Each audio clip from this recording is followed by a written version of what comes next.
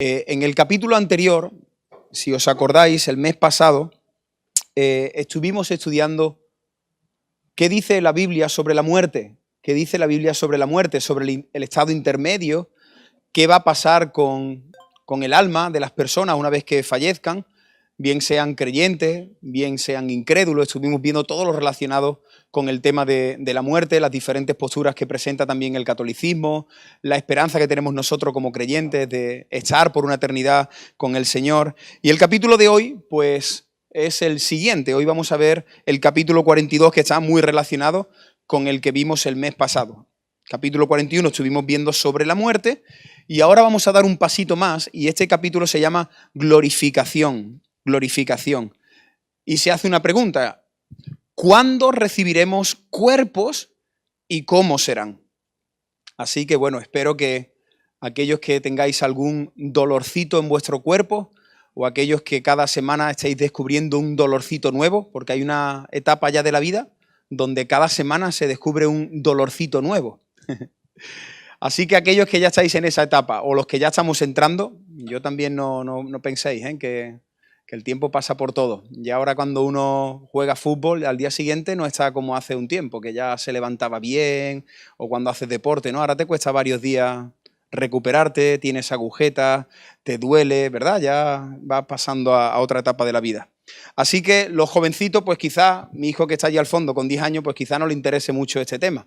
Pero aquellos que estamos descubriendo dolorcitos tras dolorcitos y sobre todo aquellos que quizá hemos experimentado, ¿no?, el sufrimiento de la enfermedad, que hemos visto a un ser querido sufrir, incluso a personas que queremos fallecer, ¿no?, porque ha habido una enfermedad que se ha llevado su cuerpo.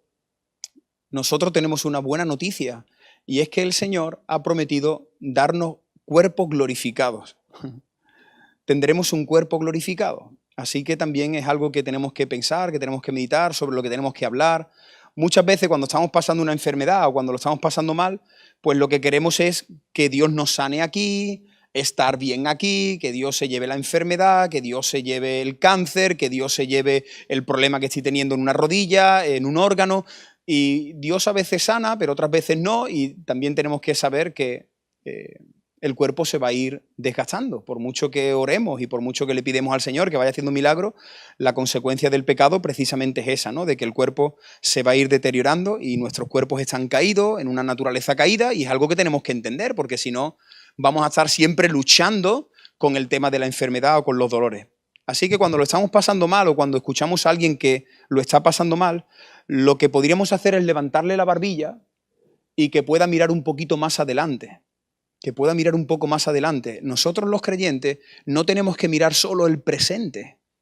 Oramos por el presente, le pedimos al Señor que cambie nuestro presente cuando estamos pasando un problema, pero nosotros con la fe podemos levantar la barbilla y mirar que este no es nuestro final, que nosotros esperamos algo mejor.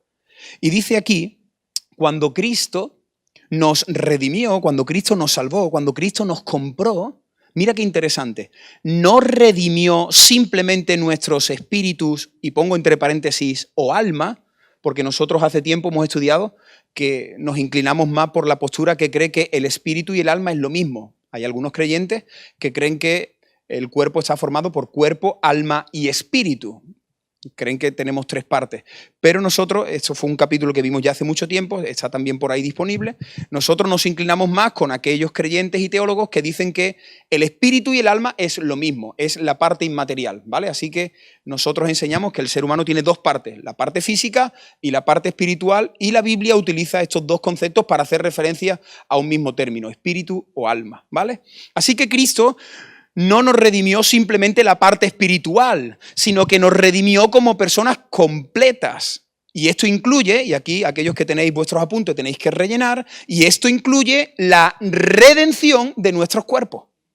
El Señor ha muerto, ha pagado por nuestros cuerpos, por eso los cuerpos son importantes. Por eso la palabra de Dios dice también que glorifiquemos a Dios con nuestros cuerpos. Nuestros cuerpos son templo del Espíritu Santo. El cuerpo sí es importante. El ascetismo y otros grupos en aquella época decían que el cuerpo era pecaminoso y que el cuerpo no era importante. Nosotros sí le damos importancia al cuerpo. Continúa diciendo, la obra redentora de Cristo no estará completa sino cuando nuestros cuerpos estén libres por completo de los efectos de la caída y llevados a ese estado de perfección para el cual Dios los creó. O sea, lo que vemos en Génesis capítulo 1 y capítulo 2, donde todo era bueno, y Dios creó los cuerpos perfectos, inmortales, sin sufrimiento y sin dolor, a eso regresaremos. El Señor quiere que volvamos a su plan original. Así que cuando el Señor nos redimió en la cruz del Calvario, Él no solo nos salvó de manera espiritual, sino que también nos salvó de manera física. Dice aquí, la redención de nuestros cuerpos ocurrirá solo cuando Cristo vuelva y resucite nuestros cuerpos de los muertos. Os dejo unos segundos para que lo podáis anotar.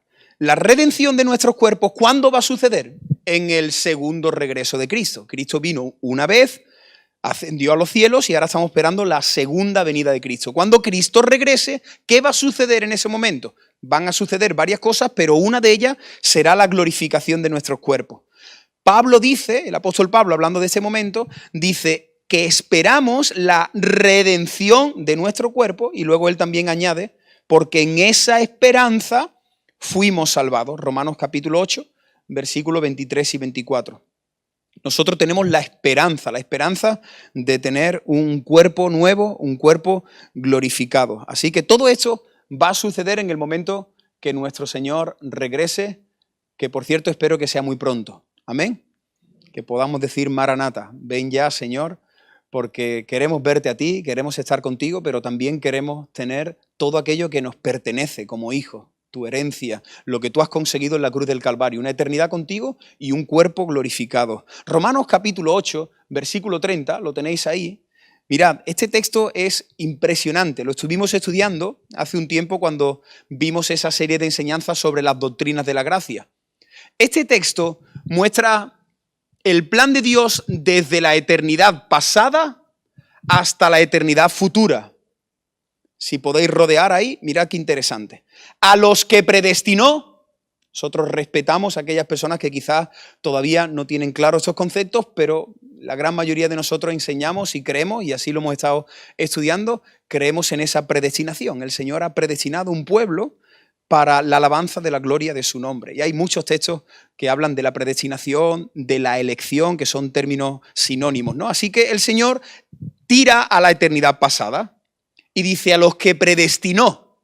Así que antes del Señor crear la tierra y echar a rodar su historia, Él pensó en un pueblo y predestinó a ese pueblo.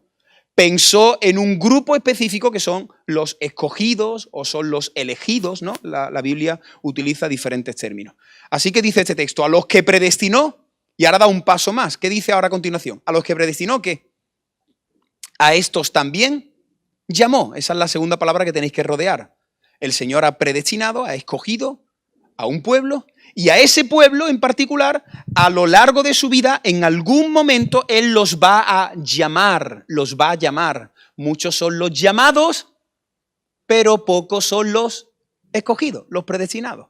Y aquí este llamamiento, estuvimos hablando de un llamamiento ineficaz, un llamamiento general, que es cuando nosotros predicamos el Evangelio a todo el mundo, llamamos a todo el mundo al arrepentimiento y a la fe, llamamos a todo el mundo a que ponga su confianza en Cristo, pero luego hay un llamado interno que es el que produce el Espíritu Santo.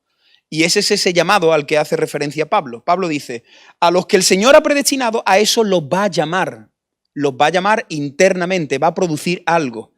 Y a los que ha llamado, el Señor los ha justificado, y eso es lo que hizo Cristo en la cruz del Calvario. La justificación es Cristo ocupando nuestro lugar, muriendo por todos nuestros pecados, pasados, presentes y futuros. Eso es la justificación. Cristo vio tu vida, vio la totalidad de todos tus pecados, porque el Señor es atemporal. A Dios no le va a sorprender tu pecado de mañana, porque Él ya lo conoce. Y cuando Él vio toda tu miseria, toda mi miseria, todos mis errores, Él dijo, yo voy a pagar por la totalidad de sus pecados. Lo voy a justificar delante del Padre. A los que predestinó, a esos los llamó, y a los que llamó los justificó. Y claro, si me ha justificado, si tengo seguridad de salvación, el último paso es que a los que justificó, a esos los voy a glorificar. Amén. No os veo muy contentos, ¿no? Como si hubiéramos dicho... Por cierto, está hecho, sí. Pero intentemos, ¿no? No hace falta que, pero intentemos meditar en estas cosas y dejar que el Señor nos alegre con su palabra. Y aquí podríamos terminar ahora mismo y nos podríamos marchar. Y ya tú podrías llegar a tu casa, de verdad que tendrías que llegar con mucho gozo, sabiendo que el Señor pensó en ti, te llamó en un momento de tu vida, miró todos tus pecados y pagó todos los pecados en la cruz del Calvario, y Él ha prometido que te va a llevar hasta el final y te va a glorificar. Amén. El día en que seamos glorificados, el día en el que seamos glorificados, será un día de gran victoria, porque en ese día el último enemigo que tenemos que enfrentar los creyentes, ¿cuál es el último enemigo? La muerte. El diablo ya está vencido. Luchamos con él, pero luchamos con un enemigo que está vencido. Pero hay uno que todavía estamos a punto de enfrentar cara a cara, y es la muerte. La muerte va a venir. Si el Señor no viene antes por nosotros, la muerte nos va a alcanzar. Ese es el último enemigo. Pero la muerte va a ser destruida. La muerte va a ser destruida en el sentido de que cuando Cristo venga, ya la muerte también terminará para siempre. Ya Cristo ha vencido la muerte, ¿no? ¿Dónde está, oh sepulcro, tu victoria? El Señor ha vencido la muerte, pero la muerte sigue estando. ¿Me entendéis? Pero cuando el Señor venga por segunda vez, ya la muerte terminará para siempre. Nunca más se morirá. Primera de Corintios, capítulo 15, versículos 25 y 26. Dice, porque preciso es que Él reine hasta que haya puesto, ¿lo ves?, a todos sus enemigos debajo de sus pies. A todos sus enemigos. El pecado, el diablo, la muerte, todos sus enemigos debajo de sus pies. Y el postrer enemigo que será destruido es la muerte. Primera de Corintios, capítulo 15, versículos 54 y 55 dice, y cuando esto corruptible se haya vestido de incorrupción, haciendo referencia a nuestros cuerpos, y esto mortal se haya vestido de inmortalidad, entonces se cumplirá la palabra que está escrita. Sorbida es la muerte en victoria. ¿Dónde está, oh muerte, tu aguijón? ¿Dónde, oh sepulcro, tu victoria? Y esta pregunta que hace el versículo 55 es un texto precioso que nosotros también podemos meditar cuando sabemos que alguien se muere en el Señor. Cuando no tenemos la seguridad, como vimos en el anterior capítulo, pues estamos ahí un poco indecisos, ¿no? No sabemos qué ha pasado con su alma, si el Señor lo habrá salvado. Nunca tenemos que afirmar si éste se ha ido al cielo o al infierno, porque eso es un misterio de Dios. Y Dios salva. Nadie sabía que uno de los ladrones iba a estar ese mismo día en el paraíso y Dios lo salvó, así que nosotros no entramos ahí. Pero cuando sabemos que hay un hermano nuestro, una hermana nuestra que ha muerto con las botas puestas, que ha muerto en el Señor, que ha muerto mostrando frutos de que realmente es un discípulo de Cristo, pues nada, cuando estemos... ¿Dónde está muerte tu aguijón? El aguijón de la muerte, lo que hace daño, lo que destruye a las personas, el Señor lo ha vencido, ha roto ese aguijón. ¿Dónde, oh sepulcro, tu victoria? El Señor ha vencido al sepulcro. Nosotros creemos que en el sepulcro pues lo que yacen es nuestro cuerpo, nuestros huesos, pero el Señor ha llamado a su presencia a ese espíritu, ¿no? Así que no tenemos que tener temor a la muerte. Dice, cuando nuestros cuerpos sean resucitados de los muertos, experimentaremos victoria completa sobre la muerte. ¿Qué vino? ¿La muerte cómo vino? La muerte vino como resultado de la caída de Adán y Eva. El Señor lo dijo claramente, ¿no? Le dijo ahí a la humanidad, si coméis del árbol prohibido, de este fruto prohibido, ciertamente moriréis, ¿no? Así que la muerte, tanto física como espiritual, es consecuencia de la caída de Adán y Eva, y ya hemos dicho en varias ocasiones que Adán es un representante de la humanidad. Lo que hizo Adán afectó a toda la humanidad, ¿no? Entonces nuestra redención en ese momento será completa. La glorificación es el paso final en la aplicación de la redención. Nos falta esa parte. Nosotros ya hemos sido justificados, hemos sido santificados, pero todavía no hemos sido glorificados. Todavía tenemos cuerpos físicos, cuerpos que envejecen, que se desgastan, que enferman. Dice, tendrá lugar cuando Cristo vuelva y resucite los cuerpos de todos los creyentes de todos los tiempos que han muerto. Aquí ya empezamos a resolver algunas cuestiones. ¿Qué ha pasado con todos los creyentes que han muerto hasta este día? Pues que su alma o su espíritu están en la presencia de Dios, pero no tienen cuerpo. No tienen un cuerpo físico.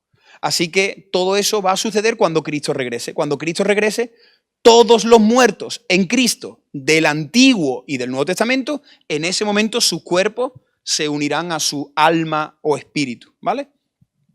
Dice, los vuelva a unir con sus almas y cambie los cuerpos de todos los creyentes que están vivos, por ello dándole a todos los creyentes al mismo tiempo cuerpos perfectos de resurrección como el suyo propio.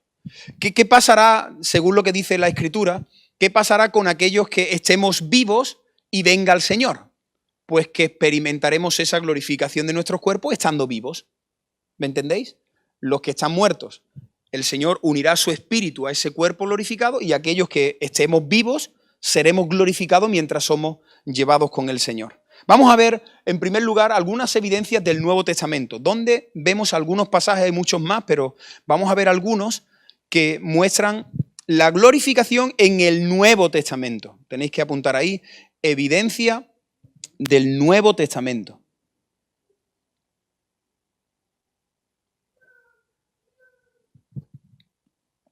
Bueno, el pasaje principal del Nuevo Testamento que muestra la doctrina de la glorificación o también la resurrección del cuerpo es 1 Corintios capítulo 15, versículos 22 y 23.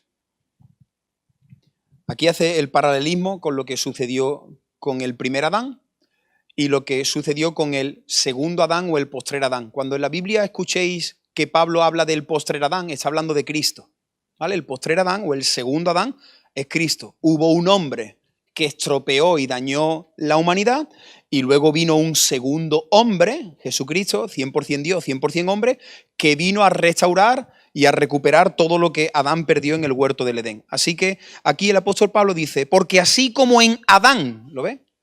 Como en Adán, como nuestro representante legal, así como en Adán, todos mueren.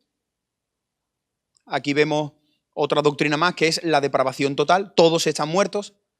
El ser humano no nace con libre albedrío, el ser humano no nace bien, el ser humano no nace un poco dañado por el pecado y un poco con capacidad, que se conoce como el semipelagianismo. No, no, no.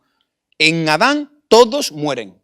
Y claro, evidentemente no está hablando de una muerte física solo, ¿no? Sino una muerte física y también una muerte espiritual. También en Cristo todos serán vivificados, pero cada uno en su debido orden.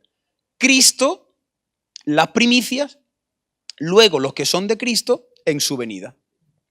Cuando aquí dice Cristo las primicias es porque Él es el primero en resucitar, ¿vale? Él es el primero en mostrar lo que va a suceder. Cristo muere, está 3 días en el sepulcro y después de ese tercer día Él sale y sale glorificado. ¿Os acordáis de esa escena cuando Él se presenta y creo que fueron las mujeres que fueron a ungir el cuerpo y tenía el cuerpo glorificado? Le dijo, no, no me toques. ¿No? ¿Os acordáis? Hay un texto ahí que dice, no, no me toques, todavía no he ido al Padre, ¿no? Como que ese cuerpo estaba completamente glorificado, ¿no? Así que Cristo es la primicia, Cristo es el primero que nos muestra cuál es la condición en la que luego nosotros también estaremos. Concluye el pasaje diciendo que no todos los creyentes morirán, lo que he dicho hace unos minutos. Aquellos que estén vivos cuando Cristo vuelva, instantáneamente sus cuerpos serán glorificados y entonces nunca más envejeceremos, nuestros cuerpos no se van a debilitar y vamos a tener un cuerpo que nunca más va a poder morir. Gloria al Señor. Se acabó la vejez, la debilidad, la enfermedad, el sufrimiento, la muerte.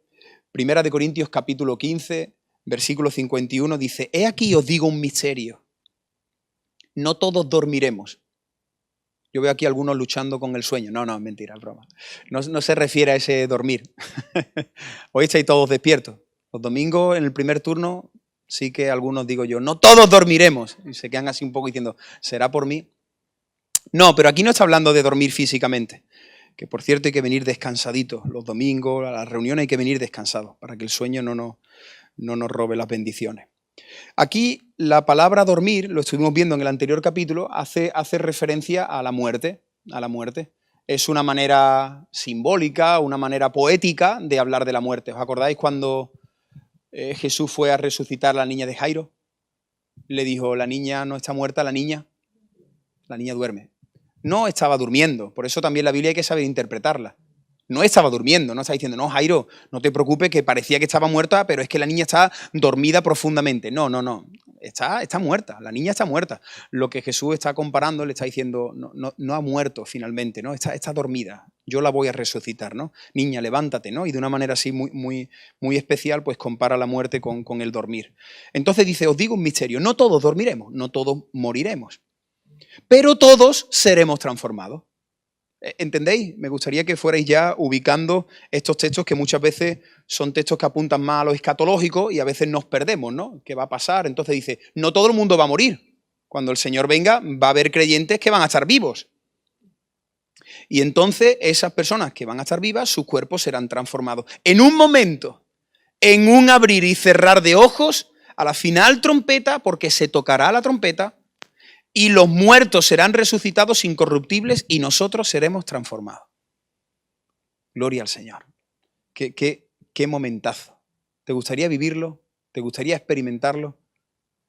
Tiene que ser muy bonito, ¿no? Ver al Señor después de morir, pero si el Señor nos regalara ser la generación que vea su regreso, sería espectacular, ¿no? Sería algo increíble, que tú vayas conduciendo y de repente seas arrebatado, que tú estés ahí en la cola del banco para pagar la multa y ¡pum! Y dices, este se ha ido, no, que ya no me va a ver más el pelo. Aquí de repente estamos todos aquí adorando al Señor y el Señor viene y desaparecemos de aquí y nos encontramos con Él. Estas son cosas que sabemos, que escuchamos, que hemos visto en películas, pero de verdad, estas son cosas que tenemos que meditar, porque a veces se nos olvidan estas cosas. Y estamos tan afanados pensando en tantas cosas y en tantos problemas y en el día a día. Y dice el Señor, ¿por qué no piensas en esto? Que esto es una realidad. De hecho, cuando alguien tiene una prueba que no se va y está a punto de tirar la toalla, estas son las verdades que te sostienen a ti, a los misioneros. ¿Qué sostiene a un misionero ahí en Corea del Norte? Estas verdades. Señor, en cualquier momento me van a matar. Nosotros no, nadie aquí sabe cuándo va a morir, pero un misionero dice, no sé si voy a terminar el mes de mayo. Pero estas verdades son las que le sostienen. Bueno, Señor, y si me muero voy a estar contigo y voy a tener un cuerpo glorificado. Así que necesitamos, de verdad, necesitamos meditar mucho más en esto, saborear mucho más estas verdades, estas promesas. En un momento estaremos con el Señor y nuestros cuerpos serán transformados. Pablo explica un poco más en 1 Tesalonicenses, que las almas de los que han muerto y están con Cristo, los que están con Cristo, volverán con Cristo. Nuestro hermano Antonio, nuestro hermano Alfonso, nuestra hermana Pitana, Alfonso, el otro Alfonso. Bueno, yo aquí ya en estos años ya se han ido varios hermanos y otros muchos que quizás conocéis también, y familiares y hermanos en Cristo. Volverán con el Señor. Y eso también tiene que ser algo espectacular, que nosotros estemos aquí y estemos viendo al Señor que vuelve con su equipo. Vuelve con su equipo. Y en ese momento que vuelven almas o espíritus, se unen sus cuerpos, tienen cuerpos glorificados, y me estoy adelantando a algo que vamos a ver, y los reconoceremos. En ese momento, wow, mi hermano Alfonso, mi hermana Pitana, mi hermano Ángel, mi hermano, ¿no? En ese momento nos reconoceremos. Dice 1 Tesalonicenses capítulo 4, porque si creemos que Jesús murió y resucitó, así también traerá Dios con Jesús a los que durmieron en él. Otra vez este concepto de dormir, comparándolo con la muerte. Hermanos, si creemos que Cristo ha resucitado, que Él ha muerto y ha resucitado, entonces tenemos que creer la otra parte que nos falta. Y muchas veces nos quedamos ahí, la muerte y la resurrección, pero falta un pasito más, falta la glorificación, Cristo ha muerto, Cristo ha resucitado y Cristo va a volver y nuestros cuerpos van a ser glorificados, porque el Señor mismo, con voz de mando, con voz de arcángel y con trompeta de Dios, descenderá del cielo. Y los muertos en Cristo resucitarán primero. Luego nosotros, los que vivimos, los que hayamos quedado, seremos arrebatados juntamente con ellos en las nubes para recibir al Señor en el aire. Y así estaremos siempre con el Señor. Juan capítulo 5, versículo 28. No os maravilléis de esto, porque vendrá hora cuando todos los que están en los sepulcros oirán su voz. Pero vamos a ver, ¿qué está diciendo? Si están muertos, ¿cómo van a oír su voz? Ahí está el milagro. Un muerto no puede oír. ¿Te has dado cuenta? Dice, vendrá un momento, vendrá la hora, cuando todos los que están en el sepulcro oirán la voz. Como le pasó a Lázaro. Lázaro llevaba 4 días muerto, y tú a un muerto, por mucho que, bueno, a un muerto no, a los 2 segundos, al segundo de haber muerto, ya, por mucho que tú le hables, ¿no? Suele pasar momentos así, cuando alguien pierde a un ser querido y lo tienes ahí, sigues hablándole, le dices algo, ¿no? No te vayas, te quiero, pero ya no escucha. Ya el muerto está muerto, no te escucha. Tú puedes derramar ahí tu corazón, tú puedes suplicar, le puedes pedir, le puedes decir cosas bonitas, pero ya, como a mí me gusta describir, es como cuando uno tiene un guante en la mano. ¿Habéis visto en invierno? Uno tiene un guante y cuando llegas a casa, ¿qué haces con el guante? Te quitas el guante, dejas el guante y tu mano la sigues teniendo. Así es la muerte. Cuando la muerte viene, lo que queda aquí es el guante, es el cuerpo. Y la mano, la vida sigue. La vida sigue. Ha quedado aquí el cuerpo sin vida, y por eso nos impresiona tanto, ¿no? Cuando vemos un cuerpo sin vida, el guante ahí, lo tocamos porque, claro, hace 2 segundos estaba. Pero en el momento que el Señor lo ha llamado a su presencia, vente conmigo. Se lleva su alma, se lleva su espíritu y nos deja ese guante, nos deja ese cuerpo, ¿no? Pero el milagro es que Dios va a hablar, y dice que va a oír su voz. Y los que hicieron lo bueno saldrán a resurrección de vida, mas los que hicieron lo malo a resurrección de condenación. Podéis mirar de nuevo el final del versículo 29, los que hicieron lo bueno. Y no es que aquí esté enseñando que la salvación es por obra, porque muchas personas dicen, ay, era una buena persona, que Dios lo tenga en su presencia, en su gloria. No. Yo sé que todos aquí pensamos en nuestros padres, en nuestros seres queridos, y decimos, qué bueno era. Era bueno desde tu ángulo, porque tú estás pensando en lo que te ha hecho a ti, pero si tú pudieras entrar en el corazón de tu padre, en el corazón de tu madre, en el corazón de tu hijo, tú te darías cuenta que no es bueno. Bueno en su totalidad. Porque además la Biblia dice que no hay ni uno bueno. Bueno en su totalidad. Por mucho que tú quieras a tu madre, tú digas, la mejor madre del mundo, tú hables de tu esposa, la mejor esposa, la mujer virtuosa, ¿vale? Todo lo que tú quieras. Pero el corazón no hay corazón bueno. Todos nosotros pecamos, todos nosotros tenemos orgullo, envidia, rencor, ira. Ahí está nuestro corazón, incluso siendo creyentes, ¿no? Entonces, ¿qué significa esto? Todos los que han hecho lo bueno. Bueno, es que aquí el Señor nos mira por medio de los méritos de Cristo. Aquellos que hemos puesto nuestra confianza en Cristo, estamos en ese grupo de los buenos, no por nosotros, sino porque hemos puesto nuestra confianza en Él y ahora el Señor nos mira por medio de Cristo y por eso Dios nos mira como buenos, Dios nos mira como justos, pero la segunda parte dice los que hicieron lo malo, entonces esos también serán resucitados, pero esos serán llevados a condenación. ¿Os dais cuenta? Como vimos el mes pasado, la muerte va a ser para todo el mundo. Unos van a morir y van a estar una eternidad con Cristo y otros van a morir y van a estar una eternidad en el infierno. No hay estado intermedio, no hay tal cosa como el purgatorio, el limbo.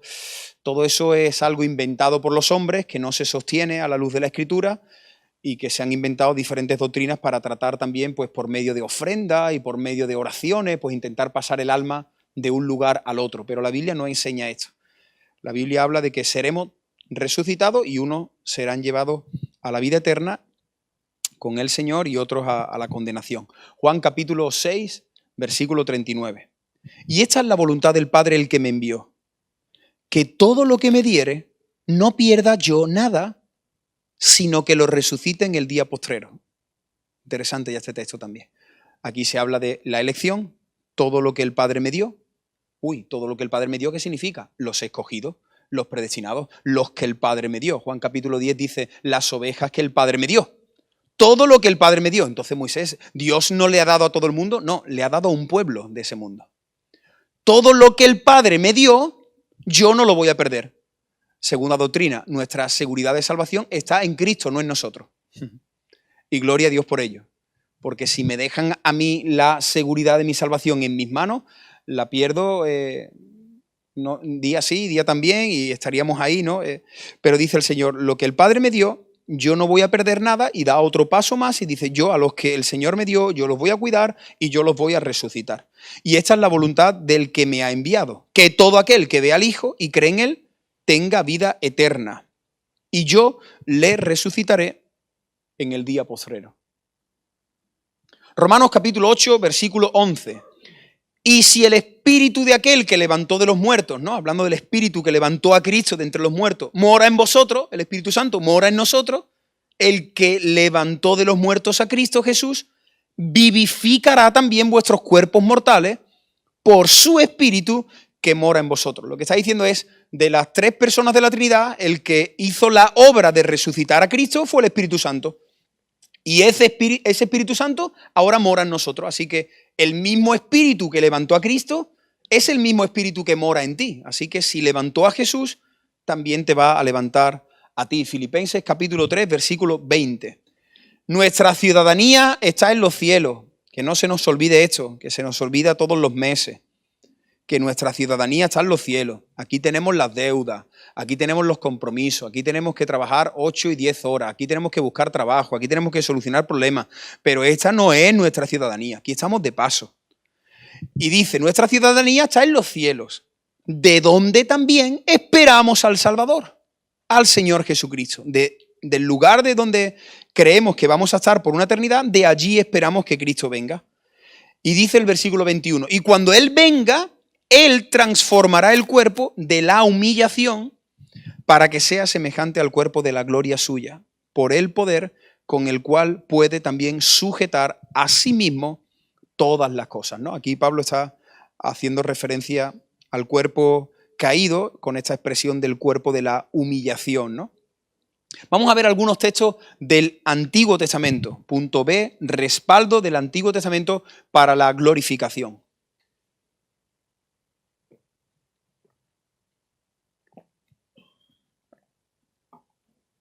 Mirad, antes de que Jesús resucitara, el Nuevo Testamento ya indica que había muchos judíos que vivían en el tiempo de Cristo. Jesús todavía no ha resucitado, Jesús está, pero ellos ya tenían la esperanza de que los cuerpos iban a resucitar. Lo explico de nuevo por si alguien no lo ha entendido, no me he explicado bien. Nosotros creemos en la resurrección porque miramos para atrás y sabemos que Cristo ha muerto y ha resucitado, ¿no?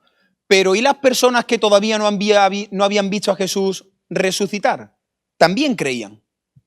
¿Me entendéis? En el Antiguo Testamento, las personas también creían en la resurrección, aunque Cristo todavía no había resucitado. Por eso al final, como siempre hemos dicho, los del Nuevo Testamento nos salvamos mirando hacia atrás, hacia Cristo, hacia aquel que ya vino, y los del Antiguo Testamento se salvan mirando hacia adelante, hacia aquel que había de venir, ¿vale? Así que al final siempre todo el mundo se salva poniendo su mirada en Cristo.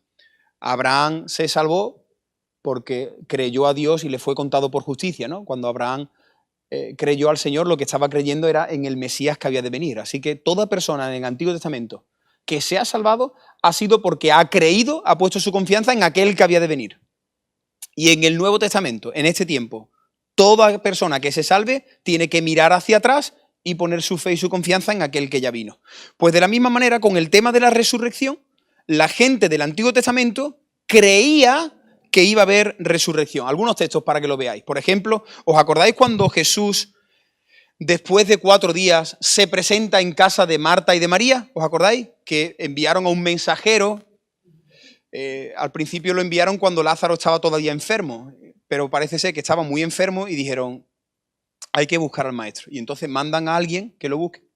Encuentran a Jesús, no sé si estaba en Capernaum, creo, estaba en un pueblo, y entonces le dice, el mensajero coge a Jesús y le dice, me manda Marta y María, y le dice de manera literal, el que tú amas está gravemente enfermo. O sea, lo que le está diciendo es, vámonos. Deja ya los planes que tienes para esta tarde y si has comprado la entrada para ver el Museo de Capernaum, te lo pierdes. Vámonos porque tienes que resucitar al que tú amas.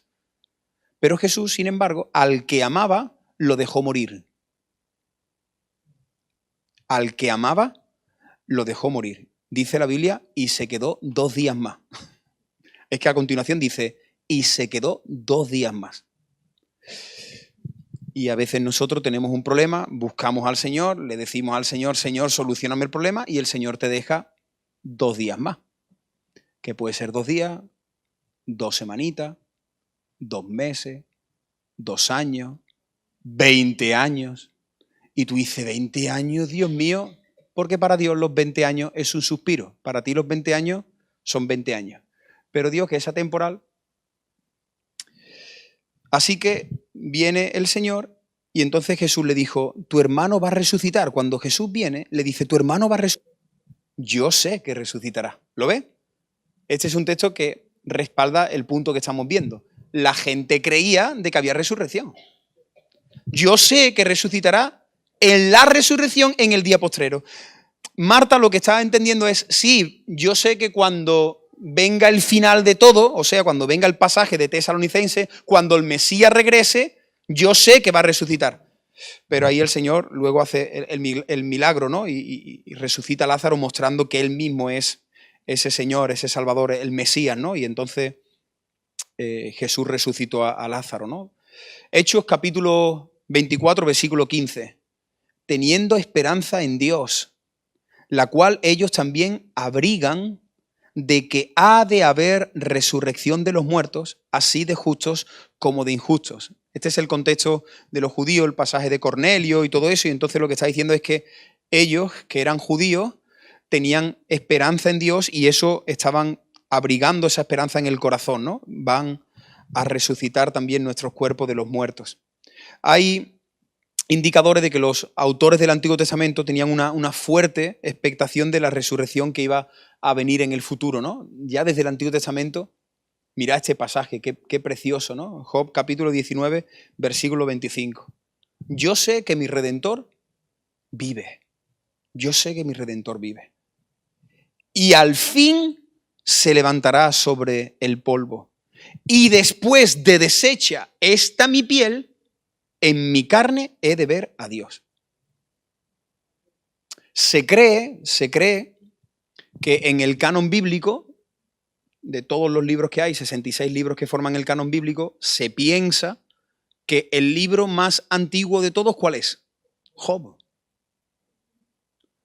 Y os digo esto porque daros cuenta que el libro más antiguo escrito de la palabra, ya había un hombre que creía en que iba a morir y que iba a resucitar y que su Salvador iba a levantar su cuerpo y que él en carne iba a contemplar a Dios. Impresionante. ¿Me entendéis? Job no tiene a los profetas, no tiene a los sacerdotes, no tiene a los reyes. Job no tiene, no tiene los evangelios. Pero el Señor ya le había mostrado todo esto. En aquella época ya él era capaz de decir esto con sus labios. Yo sé que mi Redentor vive. Y al fin se levantará sobre el polvo.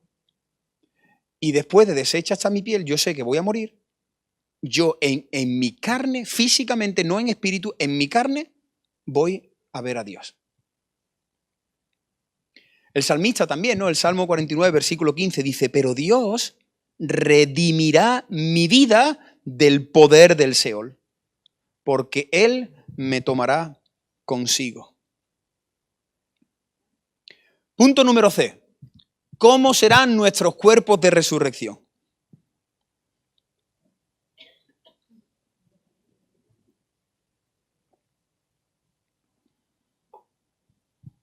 ¿Cómo van a ser nuestros cuerpos? Bueno, vamos a ir mirando algunos textos que muestran algo de luz, ¿no? Alguna evidencia sobre este tema. Hay otras muchas cosas que luego, si vamos a tener un tiempo pregunta, por favor, no me preguntéis. Voy a tener el pelo rubio, los ojos los voy a tener igual, ¿qué edad voy a tener? Sí, porque sé que a veces luego viene el tiempo pregunta y me preguntáis cosas, yo intento responder, pero tampoco quiero ni especular, ni inventarme algo para que tú te vayas tranquilo a casa. Hermano, hay muchas cosas que la Biblia no es un manual que te dice específicamente todo, ¿no? Nos muestra algunas pinceladas y yo creo que la Biblia está interesada en mostrarnos lo más importante, que vamos a morir, que vamos a resucitar, que vamos a tener un cuerpo. Luego todos los detalles, pues imaginaros, si pusiéramos todas las cosas de todos los temas, ¿no? Igual que en la creación, cuántas preguntas. ¿Y los dinosaurios? ¿En qué momento se comió los dinosaurios al nieto de Adán, ¿no? Y la gente se hace un montón de preguntas y yo creo que el Señor no está tan interesado en mostrar todos esos detalles, igual que la existencia de Dios. Si te das cuenta, Dios no dedica un libro para hablar de su propia existencia. La Biblia empieza hablando y dijo Dios. En el principio Dios, ya está, ¿no? Es que ni se para a explicar su existencia. Entonces tenemos que saber convivir con esos interrogantes, con esas cosas que la Biblia no dice mucho. Y yo sé que a los que nos gusta saber o nos gusta responder, claro, porque la gente lo que quiere son respuestas. Y cuando tú no le das respuesta, pues dices, no. Mi fe está fundamentada. Y lo importante y lo esencial está puesto en la palabra. Luego hay otras muchísimas cosas que el Señor no da más información. ¿Cómo será luego el tiempo en la eternidad? ¿Cómo será el día a día? ¿Cómo vivir? Pues no da algunas pinceladas, se dicen algunas cosas, que juzgaremos, que tendremos cuerpos glorificados, que estaremos en una tierra física, cielo nuevo, tierra nueva, pero luego hay muchas preguntas que tenemos que guardarlas ahí y yo creo que también el Señor no quiere responderlo todo para que haya una parte de asombro, para que lleguemos allí y digamos, ¡buah! Esto no me lo esperaba, ¿no? Esto no me lo esperaba. Así que vivamos con esa incertidumbre y con ese deseo de ver lo que nos espera. Primera de Corintios capítulo 15, versículo 42. Dice, así también es la resurrección de los muertos. Se siembra en corrupción, resucitará en incorrupción. Se siembra en deshonra, resucitará en gloria. Aquí está haciendo un paralelismo, la naturaleza caída con lo que el Señor va a hacer. Se siembra en debilidad, se resucitará en poder. Se siembra cuerpo animal, resucitará cuerpo espiritual. Hay cuerpo animal y hay cuerpo espiritual. Dice, y así como hemos traído la imagen del terrenal, traeremos también la imagen del celestial, ¿no? 1 Corintios capítulo 15, versículo 49.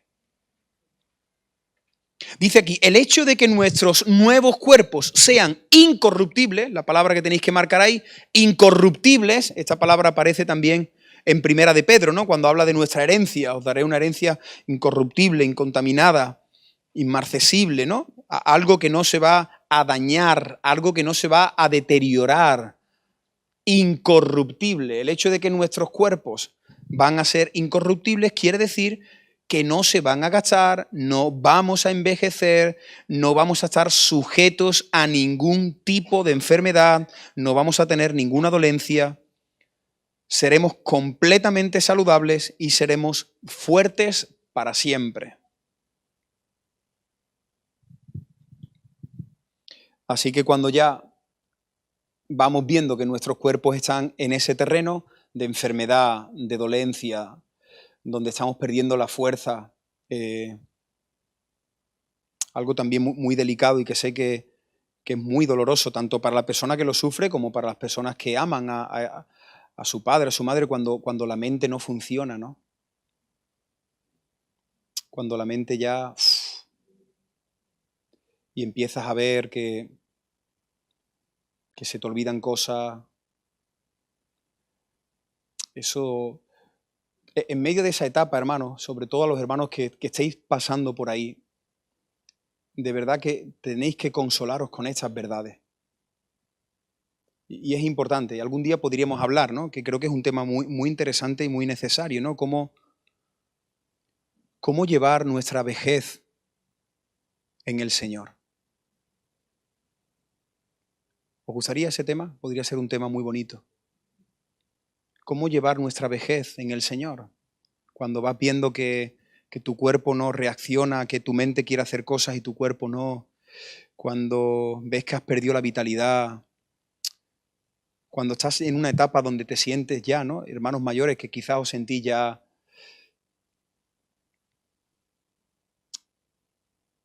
como que no encontráis vuestro lugar, como que la juventud ha pasado de largo y ya os sentís ahí, no sirvo.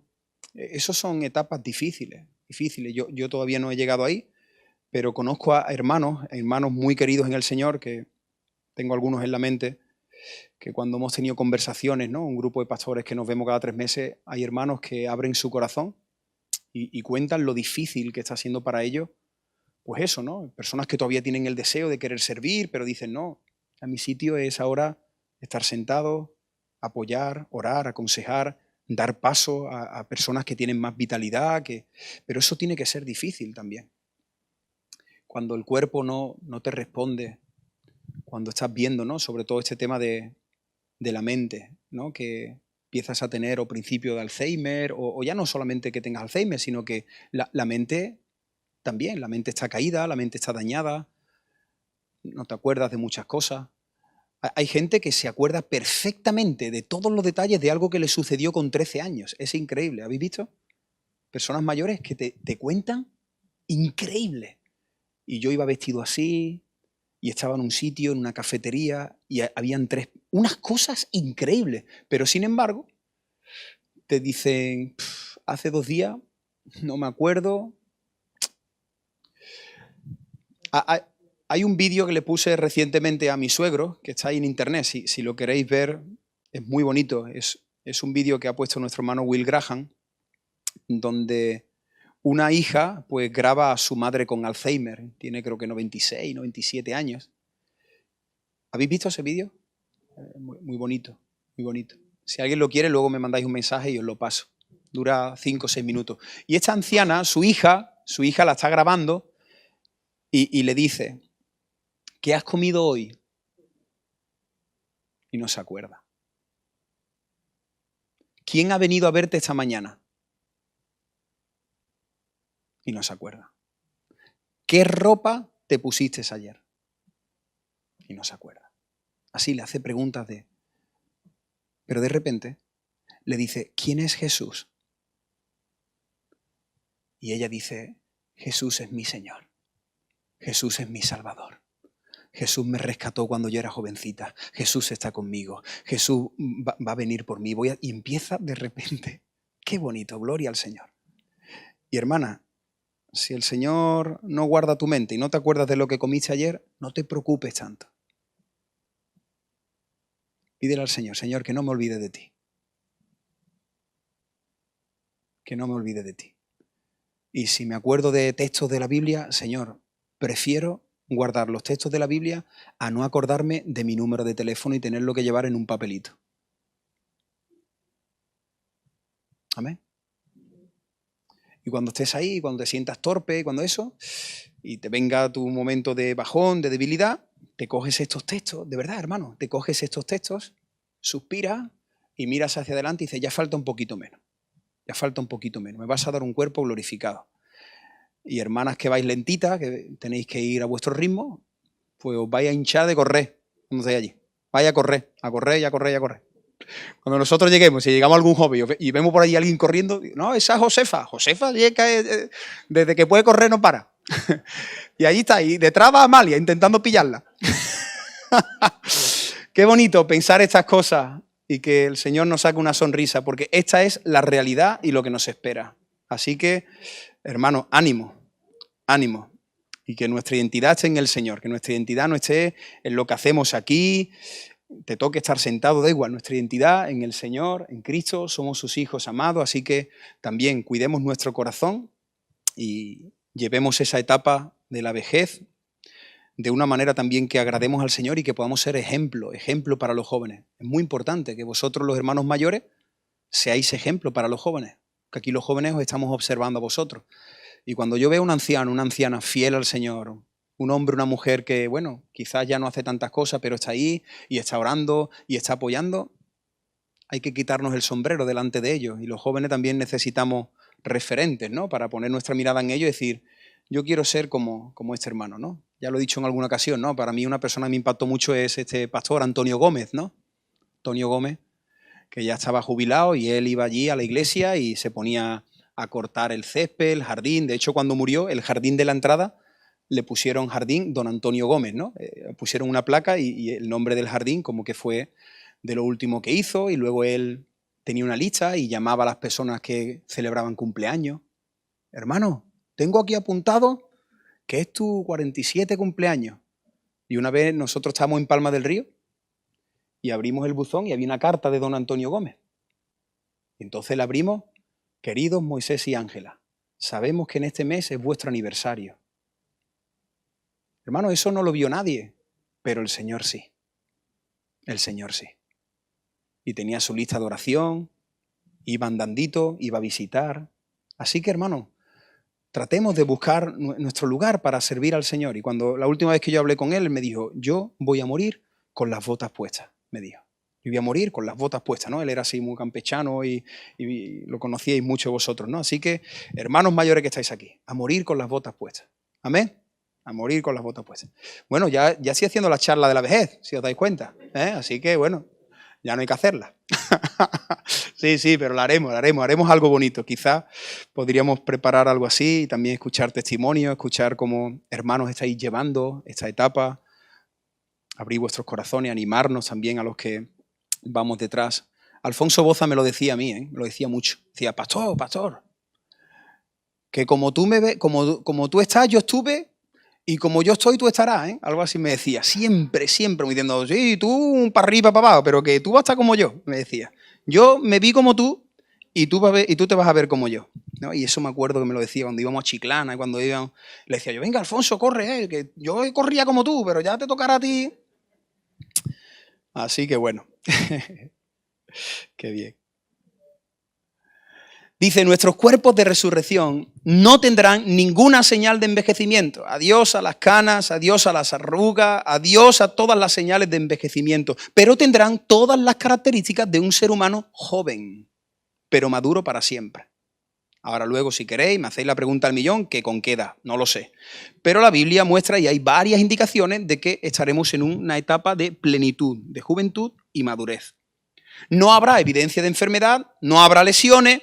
Por fin ya se acabaron las lesiones, porque todos seremos hechos perfectos. Pablo también dice que nuestros cuerpos serán resucitados en gloria. Ahí en vuestros apuntes podéis anotar en gloria.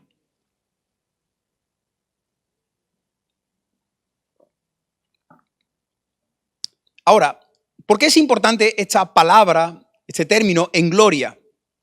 La palabra gloria, el término gloria, se usa tan frecuentemente en la Biblia para referirse, esto es importante, al brillo, ¿no? La Biblia dice, y vimos la gloria de Dios y la gloria. ¿Qué significa la gloria? La gloria apunta a un brillo, a un resplandor brillante que rodea la presencia de Dios. Este término sugiere que habrá también una especie de brillo o resplandor que rodeará nuestros cuerpos y será evidencia externa apropiada de la posición de exaltación y gobierno sobre toda la creación que Dios nos ha dado. Quizás un ejemplo así visual es cuando Moisés descendió de estar en la presencia de Dios, ¿acordáis? Estuvo 40 días y su cuerpo brillaba, pero brillaba con mucha intensidad. Le tuvieron que colocar un velo. De cómo Moisés descendió. Imaginaros, es que estuvo en la presencia de Dios. Eso sucedió en el monte de la transfiguración, ¿no?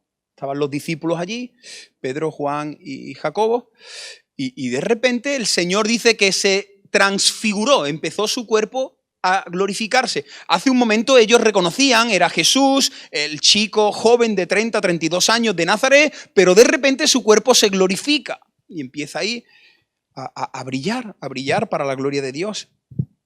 Mira qué texto, pensando en todo esto, mira qué texto más bonito, Mateo 13, 43. Entonces los justos resplandecerán como el sol en el reino de su Padre. Qué bonito, los justos, nosotros, vamos a estar resplandeciendo, una especie de gusilú. ¿Os acordáis de ese muñeco antiguo que tú lo apretabas y dices, seremos gusilús por toda la eternidad resplandeciendo para la gloria del Señor? Entonces los justos, nosotros los justos, los justificados, resplandecerán como el sol en el reino de su Padre. Los indicios de la edad venidera que se vieron en el resplandor de la gloria de Dios en, aquí lo que acabo de mencionar, podéis escribir, el rostro de Moisés. Éxodo capítulo 34, versículo 35. Si algún domingo me veis a mí más resplandeciente, pues por eso, porque soy Moisés y vengo del 13. Entonces, vengo de estar allí, la presencia de Dios, y cuando bajo, pues decir, Moisés, te veo hoy. Algún día me voy a tener que poner un velo también, ya, tanta luz. Es broma.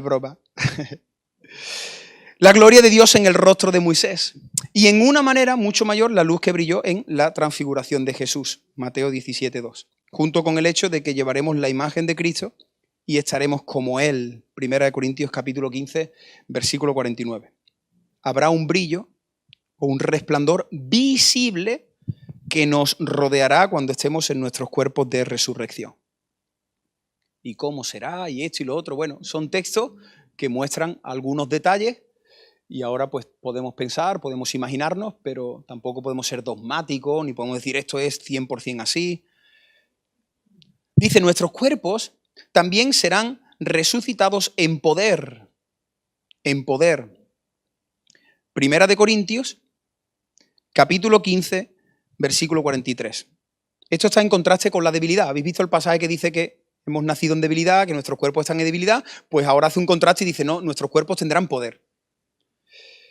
Poder que ahora veremos en nuestros cuerpos. Dice, nuestros cuerpos de resurrección no solo estarán libres de enfermedad, de envejecimiento, sino que también les será dada plenitud de fuerza y de poder. Pero cuando la Biblia habla de este poder, no significa que vamos a ser todopoderosos, ni que vamos a ser como los superhéroes de Marvel, ¿no? Está hablando de poder en cuanto a fuerza, que tendremos fuerza, tendremos capacidades. Dice, la fuerza que Dios quería que los seres humanos tuvieran en sus cuerpos cuando los creó. No sabemos cómo fue la fuerza física que tuvo Adán. Por cierto, Adán ya antes de la caída ya trabajaba, ¿no? El trabajo no es una maldición del pecado. No, no, no. De hecho, en la eternidad estaremos haciendo cosas, estaremos trabajando. Que nadie piense aquí que vamos a estar una eternidad sentado en una nube de látex tocando el arpa. Sí, porque no, a veces cuando muestran el cielo en las películas y eso, ¿qué es lo que se ve? La gente allí, flotando, con una... ¿Es verdad o no? Es lo que se muestra, ¿no? Como que estaremos allí. Por eso hay gente, de verdad, hay gente que como hacen como muestran esa imagen, yo conozco a personas que dicen, yo prefiero estar en el infierno, porque ¿cómo muestran las películas el infierno? Pues baile, desenfreno, ¿no? ¿Verdad? Hay películas que lo muestran así. Me viene a la mente un vecino que me dice eso. No, es que en el cielo, para estar allí en la nube cantando, yo prefiero en el infierno. Eso no es real. Ni en el infierno vas a estar cantando, ni en el cielo vamos a estar allí pasivos. No, no, no. Vamos a estar haciendo cosas. De hecho, Génesis capítulo 2 creo que nos muestra cómo será la eternidad, haciendo cosas. Viviendo, es como si estuviésemos viviendo aquí, disfrutando, haciendo cosas, y el Señor entre nosotros, nuestra relación. La fuerza que Dios quería que los seres humanos tuvieran en su cuerpo cuando los creó será fuerza suficiente para hacer todo lo que deseemos hacer en conformidad a la voluntad de Dios. Lo que tengamos que hacer, vamos a tener la fuerza suficiente para hacerlo. Finalmente, Pablo dice que el cuerpo será resucitado como cuerpo espiritual. Podéis escribir ahí también, ¿vale? Cuerpo espiritual. Así que en conclusión, cuando Cristo vuelva nos va a dar cuerpos de resurrección que serán como su cuerpo cuando Él resucitó. Yo creo que cuando Jesús resucitó y se nos muestra varios textos, ¿no?, en los 4 evangelios de las cosas que Él hizo, eso está escrito ahí para mostrarnos cómo va a ser. Por ejemplo, ¿qué cosas sacamos de la resurrección de Cristo? Que lo reconocían. La gente lo reconoció. ¿Qué podía comer? Dice, traedme un pan y un pez, ¿no? Traedme que quiero comer. ¿Que se podrá teletransportar? Traspasó paredes. Lo reconocían, ¿no? Son algunas muestras que nos indican y nos dan algunas pistas de cómo serán nuestros cuerpos, ¿no? Primera de Corintios, capítulo 15, 49. Y así como hemos traído la imagen del terrenal, traeremos también la imagen del celestial. Romanos 8, 29. Vamos a ir un poco más rápido con los textos. Dice, porque a los que antes conoció, también los predestinó para que fuesen hechos conforme a la imagen de su Hijo, para que Él sea el primogénito entre muchos hermanos. Textos que muestran que de la misma manera que Jesús resucitó, así nosotros resucitaremos y estaremos como Él. 1 Corintios 15, 50. Pero esto digo, hermanos, que la carne y la sangre no pueden heredar el reino de Dios, ni la corrupción hereda la incorrupción. Hablando de esa transformación que tendrán que tener nuestros cuerpos. Cuando Pablo dice... ¿Dónde estoy? Aquí. Cuando Pablo dice el cuerpo mortal no puede heredar el reino de Dios, lo que quiere decir por el cuerpo mortal es nuestra naturaleza humana. Algo tiene que suceder en nuestra naturaleza humana para que eso cambie y podamos disfrutar de la eternidad, ¿no? Dice particularmente nuestros cuerpos físicos que ahora existen en semejanza a Adán, pero no Adán el de Génesis 2. Nuestros cuerpos son Adán Génesis 3.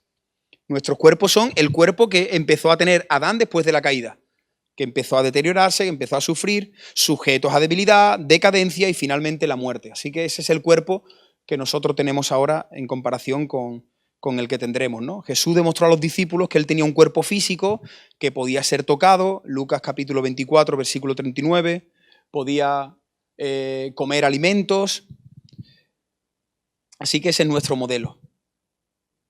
Varios pasajes indican que Pablo esperaba una considerable medida de continuidad entre nuestros cuerpos presentes terrenales y nuestros cuerpos futuros, como viendo de que va a haber cosas que son similares.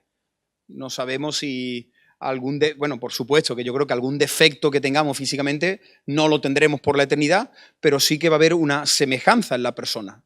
De alguna manera sabremos quién es cada persona. Romanos capítulo 8. ¿Dónde estamos? Aquí, me he pasado aquí. Aquí está. Romanos capítulo 8 dice, y si el espíritu de aquel que levantó de los muertos a Jesús mora en vosotros, el que levantó de los muertos a Cristo, Jesús, vivificará también vuestros cuerpos mortales por su espíritu que mora en vosotros. Ese texto lo hemos leído antes, ¿no? Filipenses 3:21, el cual transformará el cuerpo de la humillación nuestra para que sea semejante al cuerpo de la gloria suya, por el poder con el cual puede también sujetar a sí mismo todas las cosas. Los detalles de cómo va a ser nuestro cuerpo y todas las cosas que quizás tenemos ahí de pregunta, como he dicho antes, la Biblia no ofrece mucha información sobre el tema de nuestros cuerpos, ¿no? Tenemos que quedarnos con pasajes que dan alguna información. Primera de Corintios capítulo 15, tenéis ahí, versículo 51, dice, he aquí os digo un misterio, no todos dormiremos, pero todos seremos transformados en un momento, en un abrir y cerrar de ojos. Bueno, este texto ya también lo hemos leído. El detalle que acabamos de mencionar, las personas se reconocerán unas a otras en el cielo. Ahí nos reconoceremos. Y dice, Elías, que había sido llevado al cielo en su cuerpo terrenal, de alguna manera los discípulos lo reconocieron en el monte de la transfiguración. Qué interesante ese detalle, ¿no? ¿Os acordáis del monte de la transfiguración? Los discípulos estaban ahí y dicen, uy, este es Jesús, porque hemos estado con él y lo vemos que se ha transfigurado. Pero los otros parecen Moisés y Elías. Así que algo verían en ello, algo sabrían o alguna indicación, o quizás también por la historia de Moisés y Elías, pues ellos pensaron que podrían ser, ¿no? Mateo capítulo 27, versículo 52, dice, y se abrieron los sepulcros, y muchos cuerpos de santos que habían dormido se levantaron, y saliendo de los sepulcros, después de la resurrección de él, vinieron a la santa ciudad y aparecieron a muchos. Este texto es clave. ¿Lo veis ahí? Dice, se abrieron los sepulcros, ¿no? Hubo un momento ahí donde se abrieron los sepulcros cuando Jesús resucitó y dice que algunas personas resucitaron y aparecieron a las personas y la gente los reconoció.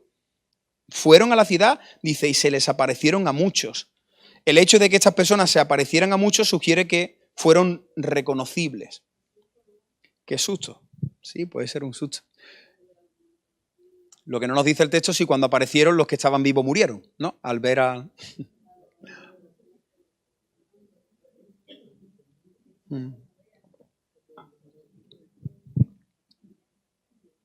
Viviremos en cuerpos que tendrán, podéis anotar ahí, todas las cualidades excelentes que Dios nos creó para tener. Y por consiguiente, seremos para siempre prueba viva de la sabiduría de Dios al hacer la creación material que desde el principio fue muy buena. Cuando Dios hizo el cuerpo y cuando Dios creó a las personas, se escuchó ese estribillo y vio Dios que todo era bueno. Así que antes de que el pecado entrara, como Dios creó a los seres humanos, ese es el plan de Dios. Y eso era muy bueno en gran manera y eso es lo que Dios quiere que volvamos a tener.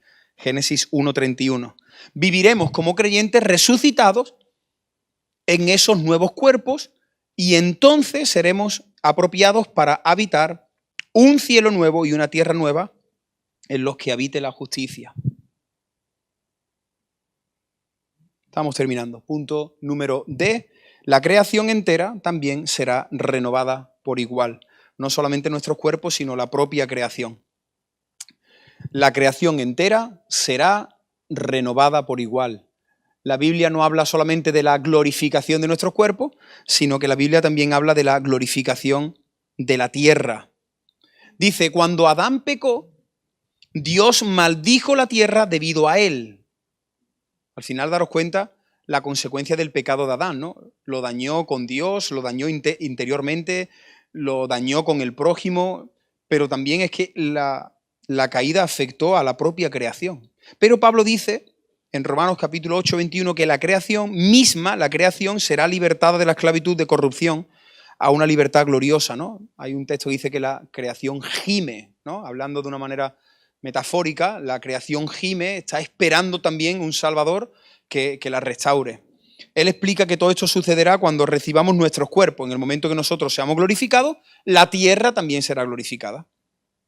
Romanos 8, versículo 19. Porque el anhelo ardiente de la creación es el aguardar la manifestación de los hijos de Dios. O sea, la creación está esperando que le suceda esto también a los creyentes.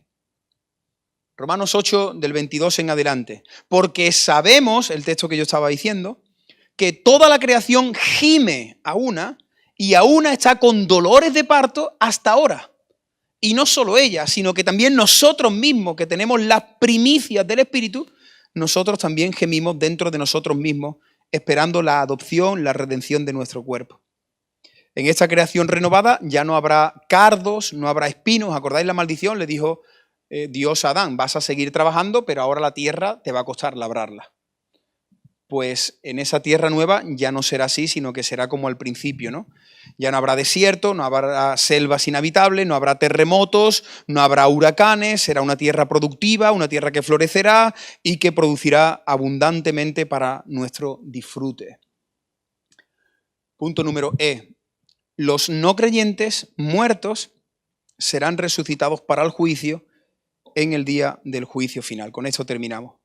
Hay una buena noticia, todo lo que hemos dicho hasta aquí, todo esto no se espera para aquellos que hemos muerto en Cristo, para aquellos que hemos puesto nuestra confianza en el Señor, pero ¿qué va a pasar con aquellos que no tienen su confianza en el Señor, que no han muerto en Cristo? Pues que también van a tener un cuerpo, no un cuerpo glorificado, no un cuerpo perfecto, pero van a tener un cuerpo y van a ser resucitados para un juicio. Dice aquí, aunque el énfasis de la Biblia recae en el hecho de que los creyentes experimentarán una resurrección corporal, hay algunos pasajes que indican que los no creyentes también serán resucitados de los muertos y que ellos enfrentarán el juicio final en el momento en que somos resucitados.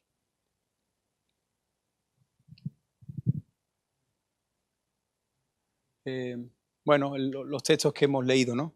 Los que hicieron lo bueno saldrán a resurrección de vida, más los que hicieron lo malo a resurrección de condenación, teniendo esperanza en Dios, la cual ellos también abrigan de que ha de haber resurrección de los muertos, así de justos como de injustos.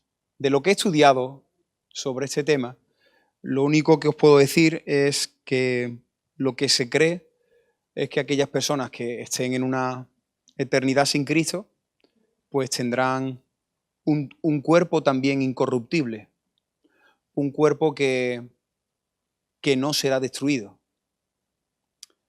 pero un cuerpo que estará preparado para sufrir eternamente.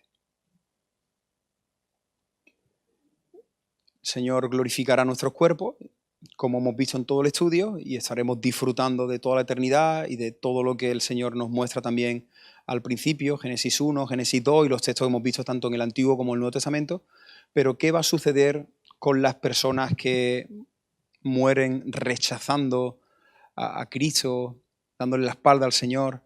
Pues que sus cuerpos estarán por toda la eternidad, tendrán cuerpo físico, pero cuerpos que no se desintegran, cuerpos que no desaparecen, cuerpos que no se consumen. Así que habrá un milagro también en ese cuerpo, pero será un cuerpo que eternamente estará sufriendo.